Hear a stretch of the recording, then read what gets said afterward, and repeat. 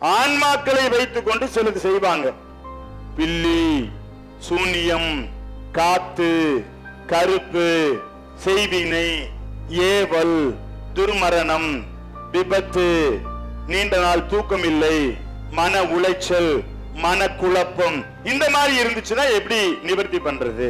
பஞ்சபூதத்தையே நமக்கு துணையா கூப்பிடணும். எதை கூப்பிடணும்?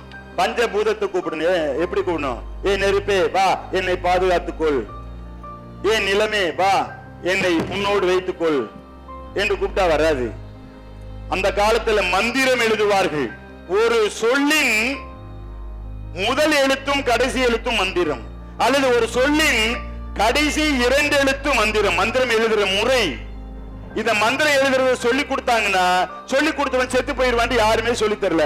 ஏற்கனவே சொல்லப்பட்ட மந்திரங்களை மட்டும்தான் நம்ம சொல்லிட்டு இருக்கோம். புதுசா மந்திரத்தை உருவாக்க தெரியல. இப்ப நான் சொல்லி தர்றேன். ஏன்னா எனக்கு 50 வயது தான் நிர்ணயிச்சாங்க.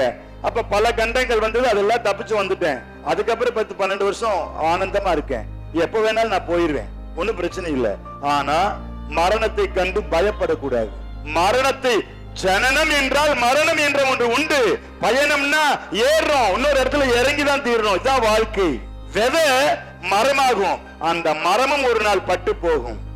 இலை கண்களுக்கு விருந்தாகும், அந்த இலையும் ஒரு நாள் காஞ்சு போயிடும். மனுஷ வாழ்க்கை அப்படிதான். அதுக்குள்ள இவன் மயக்கம், புறத்தாக்கத்துல விழுந்து அழகில் மயங்கி என்னென்னவெல்லாம் இந்த ஐம்புலனுக்கு இச்சையாகி தேகம் என்கிற பொறியில நோயை கொண்டு வந்துடுறான்.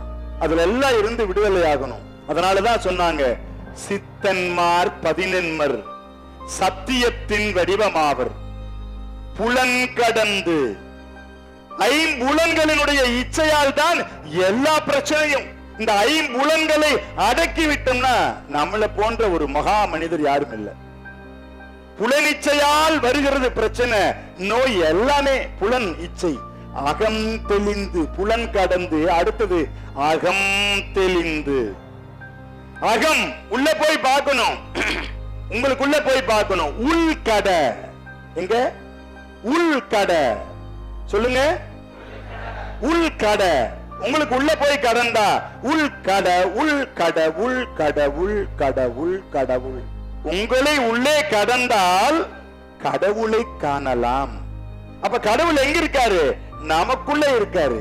நம்ம கோயம்புத்தூரில் முதல் முறையாக ராஜேந்திர சோழனால் வடிவமைக்கப்பட்ட 18 சித்தர்களுக்கான பரிசுத்த சித்த பூஜையை மூலிகை சித்தரையா நடத்த உள்ளார். விதியை மாற்றுவோம் சித்தர்கள் வழியில். ஸ்ரீ ராமகிருஷ்ணா விவேகானந்தர் ஆசிரமம், சித்திரைச்சாவடி, கோயம்புத்தூர்.